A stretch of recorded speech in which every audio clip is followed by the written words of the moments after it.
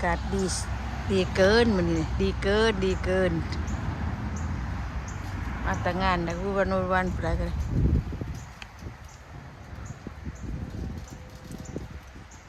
ลมบีพี่น้องมันบริเลแดดกระแดดลมแสดงว่าอากาศดีแล้วมันนี่ดีเหรอมาสิหาเหี้ยงบนไหนนี่บริหดน้ำมันเริ่มบานใบกระถิ่นไปที่บีอันยังเกิดดีวะนะบีบอกบัวปันจะเกิด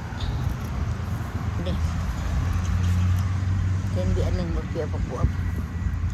ในตกก็ได้ไปใช้ขนมหวานผักกัดหน้าเนี่ยผักกิตูผักโกระปะเบียผักโกระปะก็เกิดละ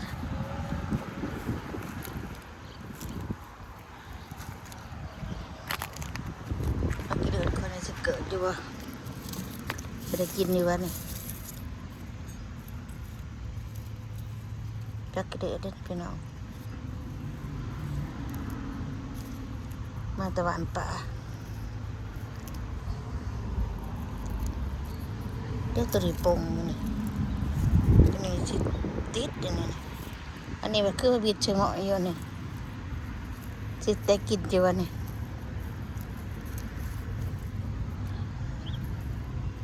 คือพวกเห็ดปงหยอดปงหยาดเดี๋ยวตัวนี้ปงเลยพี่น้องเลยจะได้กินเยอะนี่นะปงใบจ้ะ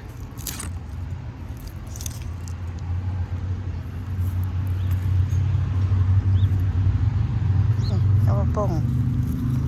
บริหดน้ำปลูกใจแต่กับบริหดน้ำเลยกรีนมันชุ่มอยู่ก็ได้บริหด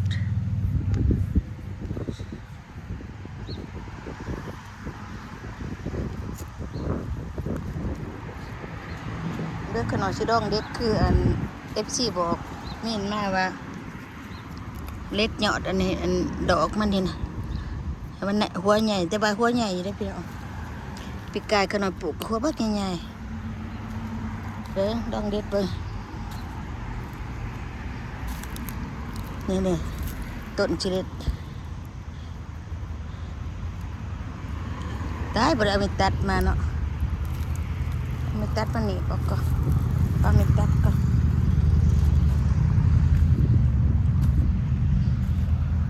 ปะปีกกับบ่ได้ทำได้มันแต่มันจะเกิด ปีนี้บ่อยากปลูกปานใดนะก่อนนะพี่คานปลูกมันหลายโพดบักพริกชุกก็หลายบักพริกแห้งก็หลายปะเฒ่าเอ้ยเอามีตัดมาให้เด็ดจักอันน่ะมีตัดมาจักอันเนี่ยกะลาโดดเหมือนตึกใครถูกนั้นด้วยใครเนี่ยนะจะไปซื้อไก่กับอันอะไรโอ้80พูดเลยตู้นกซื้อมาใส่อันนี้ไว้เดี๋ยวสตัดเบิ่งเด้อพี่น้องเด้อ FC บอกว่าให้ตัดหมากมันจะหัวใหญ่แต่ว่าอันพี่กายก็ใหญ่ได้พี่น้องรีวิวเบิ่งอันตู้กระเช็ดรุ่นเก่าเด้อพี่กายรุ่นพี่กายพี่น้องเบิ่งเนี่ยหัวใหญ่ได้ก็ตัดตัวนี้ก็มัดไก่อันนี้บ่ยังมันโดบขนมกับผู้ใดมันแก่ขนมจะตัดเก็บออกได้เพราะขนมบ่ว่างบ่ยังให้อันหัวมันนี่นะบ่ได้ดอกมันนี่นะดนนะดนไปตัวที่ตัวแดนนะขนมก็ตัดได้เป็นคอดองของน้องแข็งอ้าวคือตัดพวกเขาแล้วอ่ะหัวใหญ่ต้นใหญ่กับหัวใหญ่เลยพี่น้องมุกก็หน่อยสิต้องตัดเบิ่งนั่นนี่แต่ว่าหัวดับมันใหญ่นี่มันก็สิใหญ่อยู่พี่น้องขนาดบ่ใหญ่มันเกิดแน่นั่นนี่นะมันขับมันเดินเป็นร้ายแล้วบ่ดีมันก็สิขับไปสุดที่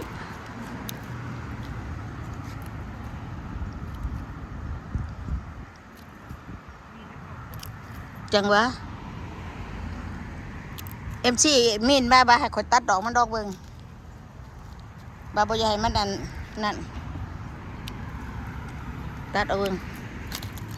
ลอกจอมนี่เดี๋ยวปีกายกับหัวใหญ่อยู่กับต้นใหญ่กับหัวใหญ่ต้นน้อยกับหัวน้อยขนาดกับบ่อยากมันเกิดนี่ก็ตัดออกก็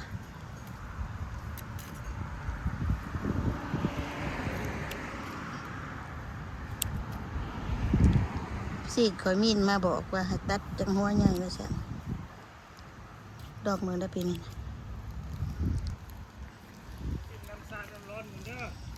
ชาจังเคยโอ้ยโอ้คักเถอะนะตัดเบิงเพิ่นแนะนำมากับมุกขอบใจเด้อพี่น้องเด้อกับมุกขอบใจก็น้อยกับบ่ได้ฮะพ่อเท้าเอ้ยพักขะแยงบ่มีน้ำพักขะแยงจะบ่มีน้ำเด้อ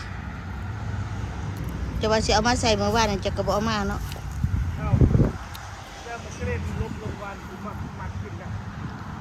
อ้าวถ้าพูดยังเฮ็ดมันร้อนตัว FC บอกให้ตัดดอกมันอยู่ว่าเพิ่นว่าหัวมันสิใหญ่พุ่นตัวนี้บ่ได้ตัดอันนี้มันใหญ่อยู่แล้วว่าเอาแนวตัดชุมนี่แหละตัดชุมนอกนี่ตัวใดต้นใหญ่เนี่ยก็สิเอาไว้เอาแนวแต่ว่าเรื่องหัวนี่ขน่อยนี่ว่าบ่พลาดอ่ะปีนี้หัวใหญ่เสร็จละลายดีละว่าขน่อยขยายนั่นออกแบ่งต้นมันนะต้นมันมี2มี3แล้วก็แบ่งออกตัวนี้บ่ใหญ่มันมาเกิดอยู่นี่ทางนอกนี่ตัดออกเบิ่งอ่อนขัวก็ได้พี่น้องแต่ขน่อยพอละลวกอยู่หันก็จะกินบ่เบิดอยู่อิ่มขัวพัดก็บ่บักปานใดนี่บ่ใหญ่ในมันเกิดแท้นี่ตัดออกก็บ่มันเกิดก็ย้ายมาทางนี้เอาแต่หัวมันก็แล้ว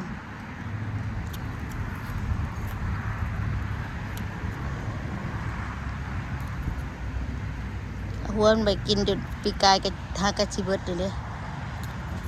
หลายปีกายก็หลายเติบอยู่เต็มกระตา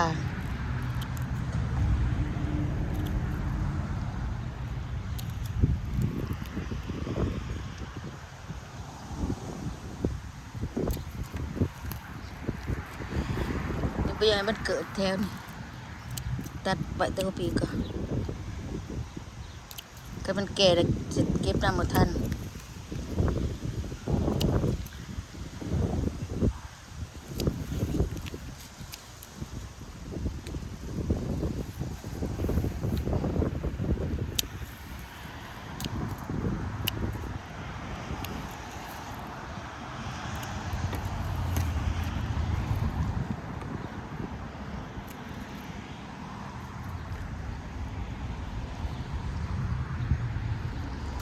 ตัดออก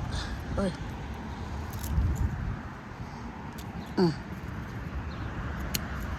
หัวใหญ่ใหญ่ดีเลยพี่น้องบ่แม่นใหญ่น้อยได้โอ้ยขอโทษพี่น้องกล่องแฉลบ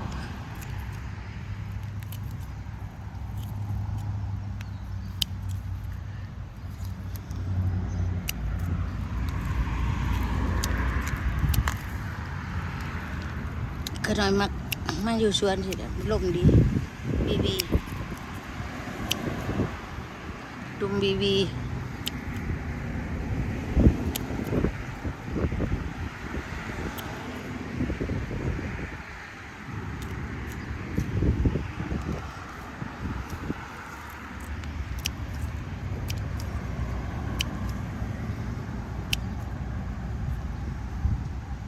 ดองเบิกปีนี้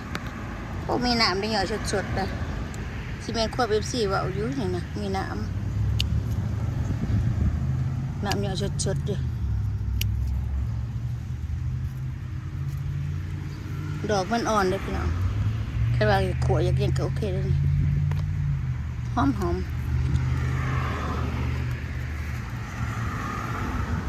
โอ้มีน้ำได้พี่น้องในห่วงดอกมันมีน้ำ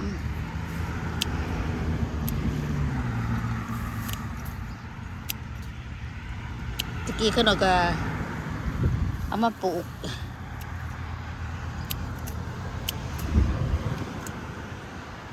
จะหน่อยหัวมันแก่ก็จะได้มาตัดหัวมันอีกคือกันนั่นแหละอันพวกดอกมันน่ะมันแก่น่ะตัดไว้เฮ็ดแนวแน่ไปสืบต่อแต่ว่าตัวใดมันนั่นดกออกบ่เบิดทันทีล่ะมันจะเป็นหัวอยู่หลายขายบ่ขายนี่เพราะว่าพวกเขาน่ะมากินกระเทียมอยู่แล้วเอ้ย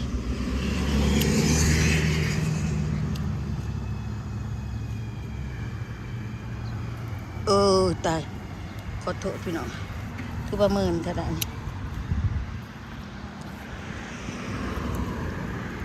หัวนี่คือว่าตัดหญ้าใช่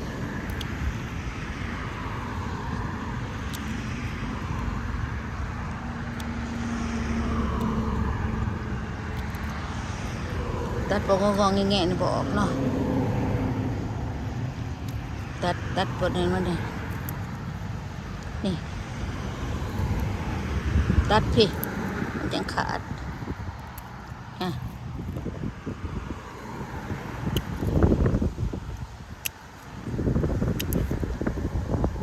ที่พอจะก่อนตัดทำนี้ก่อนพี่น้องลองเบิ่งมันจะเป็นยังไงยันมันหัวสีแน่ยังแน่เด้มันลายดีเลยพี่น้องดอกมันนะจะได้ออกมาตัดผู้เดียวอยู่แล้วนะแต่นี่พ่อใหญ่มันโดนลายเพราะว่ามันลาย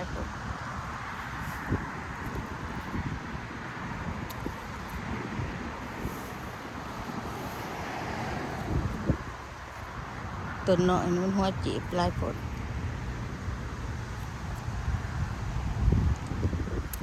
ล่มมันนี่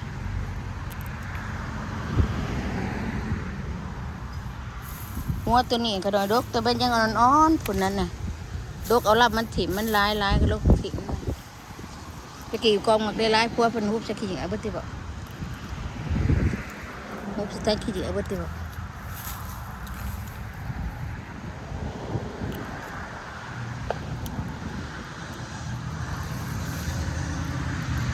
ตัวได้ต้นใหญ่สิบ่ตัดดอกสิตัดต้นน้อย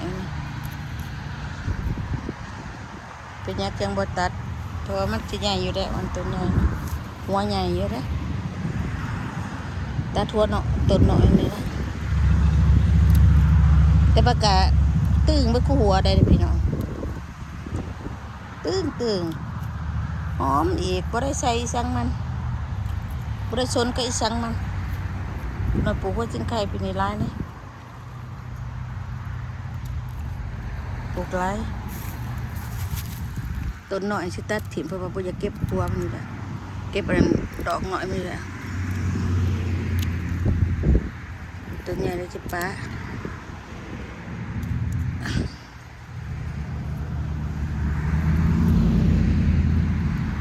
มือข่อยหลายพวกปัจจิมาอันนั่นออกก็ข่อยว่าจะเฝ้าได้ข่อยจะแกะออกได้แต่วันเกิดแต่ข่อยจะดมเครื่องมันไปข้างนั้นข้างนี้ดมไปสินะพี่น้องดมมาทางนี้ดมมาทางนั้นมาแจกมันนี่อันนี้มาดมกระดอกให้ยังวะข่อยจะให้เครื่องมันลายงาม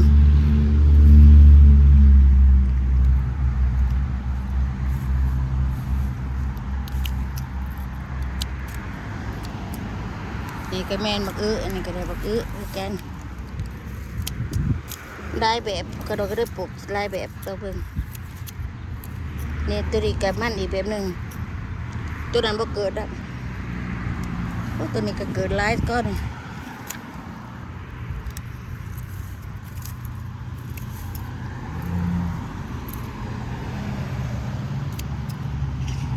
เบิงนี่ตัวนี้ก็คุดเบิงคือว่าออกแล้วคือว่าบ่เห็นออกบ่นี่บ่ออกว่ะ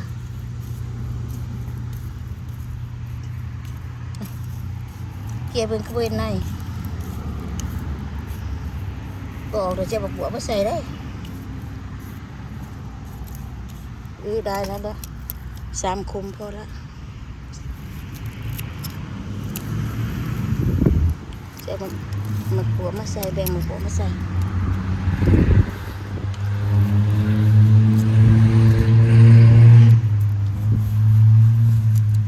ก็มันน้อยบ่ใหญ่เกิดได้จังสิได้บนมันห่างๆสิกันบ่ใหญ่เกิดดอกตัดทิ่มอันนี้แม่นยังได้เกิดอยู่ว่าได้นี่ก็ว่าปลูกแต่ว่าคือบ่ดอกว่ะ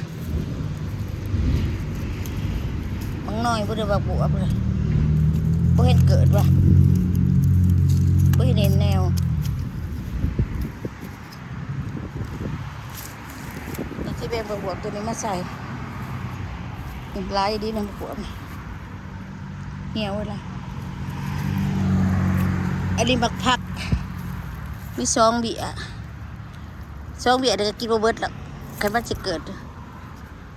เพราะขาน้อยเคยปลูกแต่เทื่อละเบี้ยปานนั้นได้6 หน่วยพุ่นหน่วยใหญ่พี่น้องเอ้ยใหญ่ดี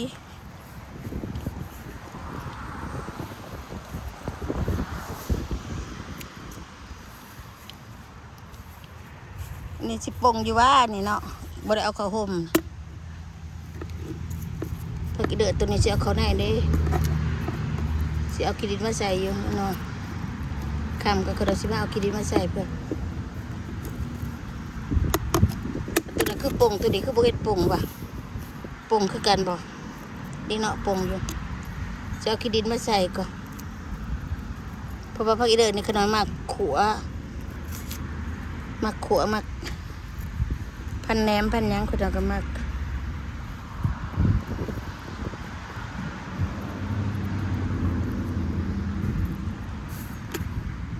ปกอยู่เหงาพุ่นว่ามาตะบานปะสดีข่อยมีต้นหนึ่งในพวกงามสิเด้อนั่นก็เอากินมาใส่ก็มันก็งามเนี่ยขนาดปลูกสลอยบนบักสดีงามเลยปลูกเท่านี้บ่ได้ปลูกหลายบ่ปลูกหลายก็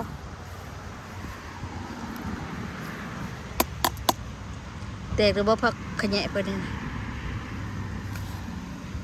เดี๋ยวเราแตกเนี่ยได้พักขยะเลยนี่เป็นทุกวันพักขยะใส่พักตำดิ่งขนาดตัวแตกเนี่ยได้เดี๋ยวจะเอาขี้ดินดำใส่ขนาดเอาไข่ใส่น่าจะเป็นคือก็ใหม่นี่โอเคพี่น้องตูนี่เขาไปนอนแล้วบ่เนี่ยเขาเมื่อยไปย่อหินมาโอเคนะพี่น้องเป็นบรถเดินลันเนี่ยเพื่อนกระโดดไก่หนทางเลยทางไงทางเขาเล่าเท้าเขาในเมืองเดินไปเล่นมาทางไปตลาดก็ไปในเมืองอ่านรถก็อยู่ใกล้ๆอ่านกาแฟก็อยู่ใกล้ๆนี่อาจจะหานมิกราโน่ต่อไปหาใกล้ๆกันพออยากมิกราโน่กันไปโลดแต่ขนมบ่ได้สูกินหรอกหานพิซซ่าก็ใกล้ๆนี่บ่ไกลๆจักดิเลยขนมบ่สูกินหรอกมักอยู่หักบ่กินดูกินได้มากกะตุ๋ยบ่อยากกินมันตุ๋ยหน่อยระวังดูเรื่องการกินโอเคพี่น้องอยู่ดีมีแห้งมานั่งกินอากาศทางข้างนอกผู้เดียวมาอยู่กับตุกผัวก็เขาไปละขอบมุกขอบใจได้พี่น้องเด้อเอาอยู่ดีมีแห้งอย่าลืมกดไลค์กดแชร์กดติดตามด้วยพี่น้องเด้อเพื่อเป็นกำลังใจสบายดี